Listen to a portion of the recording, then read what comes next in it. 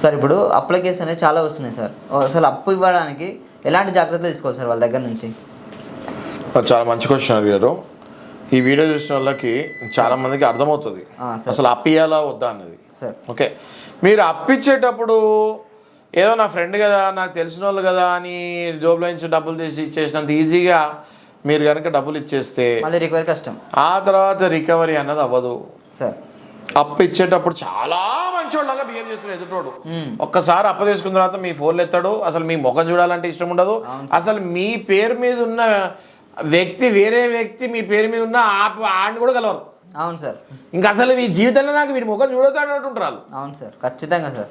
So అప్పు ఇచ్చేటప్పుడు ఒకవేళ అయ్యో పాపం అనుకుంటే ఇవ్వండి, కాదనట్లేదు, నేను అప్పు ఇవ్వద్దు అనట్లేదు. నేను అసలు అప్పు ఇవ్వద్దంట. ఫస్ట్ ఒకవేళ అప్పు ఇస్తే మాత్రం ఖచ్చితంగా రూల్స్ పాటించండి. ప్రామిసరీ నోట్ మీద సిగ్నేచర్ తీసుకోండి సార్.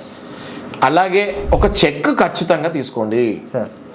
ఆ చెక్ మీద డేట్, ఒకవేళ డేట్ వేయొద్దు అని నేను చెప్పను.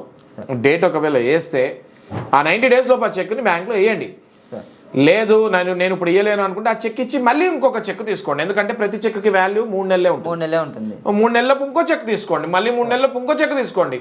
లేదా ఇవ్వట్లేదు నేను చెక్ అనుకుంటే లాస్ట్ ఒక 2-3 రోజులు ఉన్నప్పుడు ఆ చెక్ని బ్యాంక్లో వేసి బౌన్స్ చేయండి. ఓకే.